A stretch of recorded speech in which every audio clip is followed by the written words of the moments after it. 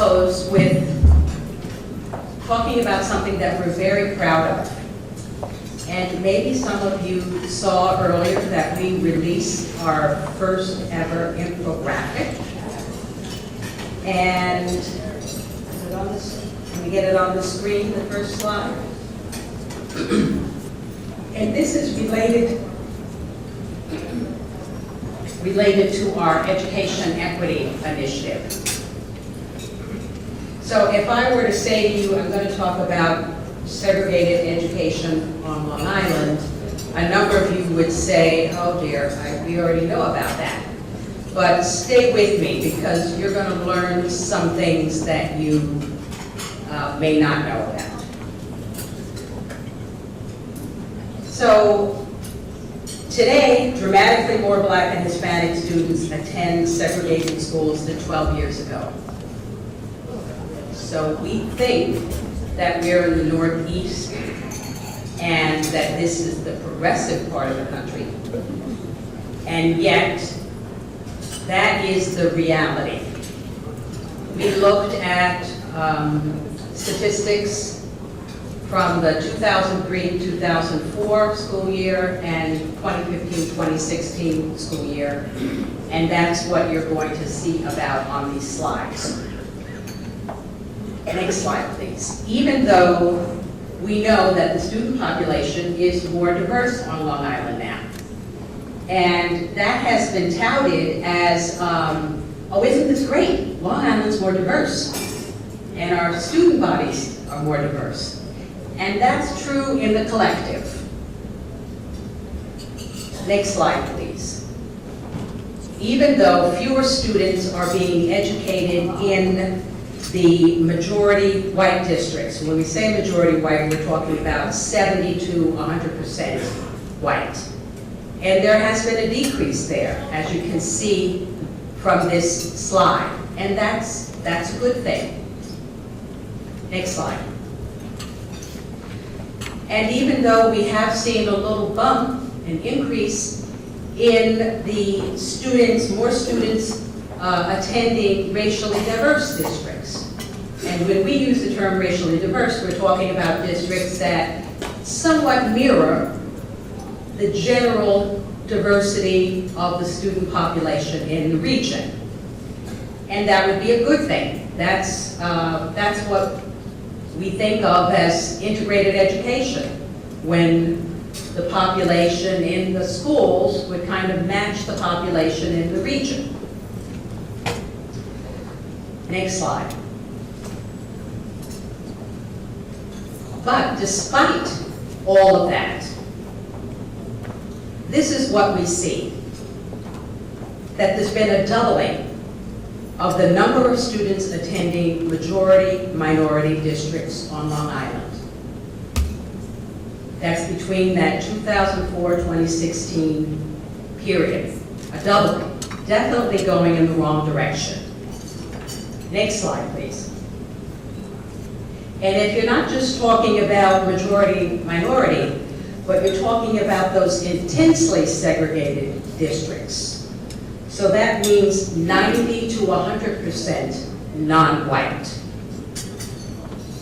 And just think of that for a moment, because the largest group of students, non-white students, are Hispanics, and that's only a quarter, 25%. So here we're talking about school districts where there are 90 to 100% non-white students. So there's been a tripling there between 2004 and 2016. Next slide. And someone might have said, oh, well, you just crowded more students into those same districts. Well, no, that's not quite what happened.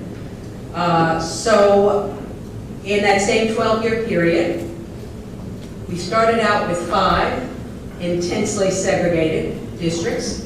We ended up with 11. So we more than doubled. Next slide, please. So the bottom line, and this is shocking. When I was working with the designer on the infographic, she said, well, you sure to share your emotions. How are you feeling? And this is what I felt. I felt shocked as working through the statistics that today approximately 3 out of every 4 Black students and 2 out of every 3 Hispanic students attends a majority-minority segregated school district. Next slide, please.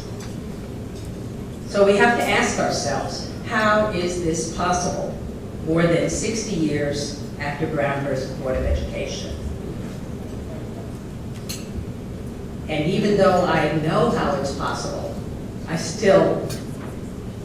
found myself saying, how is this possible? So school segregation remains Long Island's crucial challenge, and we must find the courage, and I say the courage because it is cowardice that has allowed this to continue into today. So we must find the courage to confront it. As a region, we cannot afford to let this trend continue. And so I mentioned before that we have an education equity initiative that's finally getting its legs as a result of the recent funding from the Roush Foundation and from the Kellogg Foundation. And legs mean that their legs other than my legs. So you heard the name Nia Berg, and you're going to understand a little bit what Nia Berg will be doing by the next couple of things that I say to you. One of the things that you have to do if you want to make a change in public school education on Long Island is to make sure that the students, at least, even though the adults may be resistant, that students have an opportunity not to be, to have the kind of exposure that would allow them to move outside of their racially isolated environments in their schools. And thank goodness for the handy phone. I can bring up what I wanted to read to you.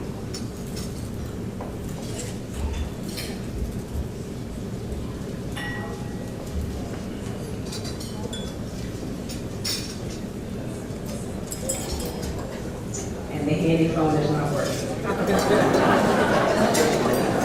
So we've had a couple of experiences with taking students. One group of students went up to Albany to lobby, and they were so inspired by being able to use their voice and to really think about issues of equity, etc. And so we had some wonderful quotes that were in our last Education Equity newsletter, which I wanted to share with you all. But we will play the little video from a teacher of some of the students to hear what she had to say as a result of her students participating in this activity. So, Ms. Alston, how does the trip to Albany, the lobbying trip for the students, relate to your curriculum? Well, it was great because we were doing a lesson on how a bill becomes a law. So the students get to actually see how it is applied in real life. Not only that, the students got to see how they have a voice and they can express their voice in an intelligent, articulate way and make a difference in the minds of the leaders. You had a lot of shy students that when I was surprised when I listened and it was their turn to speak. Were you surprised at how well they were able to articulate their feelings? One of the things I think that helped the students articulate was practicing, but the other one was definitely just speaking from their heart. Speaking from it as if either you know someone who had a situation. So one student actually had a situation where her family, the message that they're told every day it's very different from what the average person is told. Have a great day. Her family says, be careful, watch yourself, don't look aggressive, things of that nature. So that was fantastic because she spoke from the heart. She spoke from her own experiences, which I think really resonated with the assemblymen and the senators. So the teacher basically said that what the students were learning about government and how government works really came alive for them as a result of taking this trip.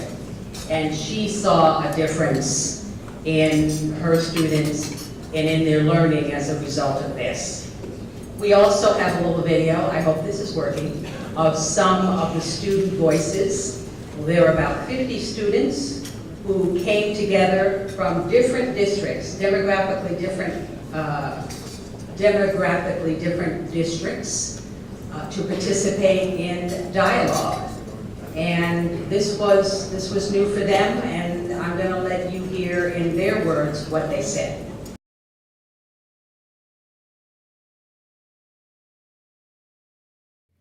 Hi, my name is Munhil Sultana. I'm a freshman at Elmont Memorial High School. I think after today's experience, it was really enlightening to see how all of us come from the same background to a certain extent.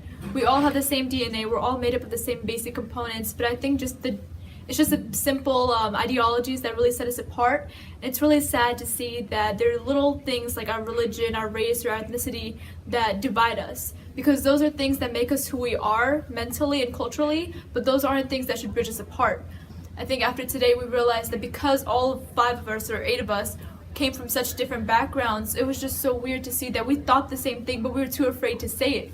So actually saying all the things we wanted to say, actually becoming who we wanted to be, and talking about discussions we wanted to talk about, discussions that really impacted our daily lives, was such an incredible experience. But I was talking to... Hi, my name is Toshi Kaibu. I attend Elmont Memorial High School. I'm in 8th grade. And what I took from this discussion is that no human being is illegal and that we're all the same. Although we may come from different countries and flee countries for different reasons, we all have the fundamental human rights to survive and live with our families and our children in one country. And the fact that many people are still uneducated about immigration gives us the opportunity to hold more discussions like this, to interact with each other, and to mainly teach the world and make the world a better place for not only natural citizens, but immigrants as well. I think education is key to changing people's viewpoints, especially if those viewpoints are oppressing a certain group of people. And discussions like what happened today would change the world. I wanted to have an upbeat after hearing the information from the infographic. I wanted to let you know that there are reasons to be hopeful. So you'll have to take my word for it. There are reasons to be hopeful.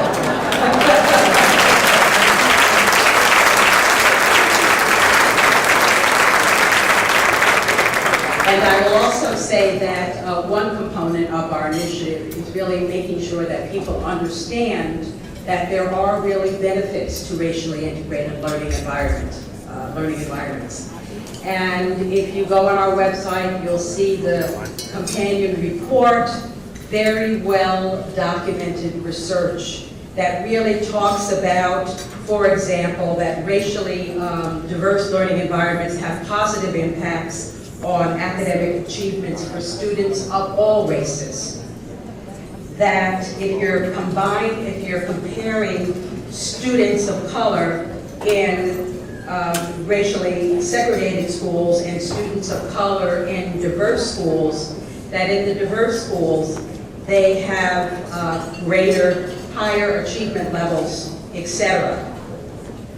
There are research that points to when individuals have early and sustained experiences in desegregated schools, they are more likely to live and work in desegregated environments later in life. And finally, that students who attend racially diverse schools have high levels of civic engagement and feel prepared to participate in democratic processes in diverse groups of people. And the research goes on and on. I'm just sharing a few things with you. Again, to give you a little bit of an up from our infographic, and you can take the infographic home with you. It's on your table, and you'll be able, we hope that this tool, just like our documentary, that this new tool that we're trying, that you find it works for you. How do you think? You think this is a good idea?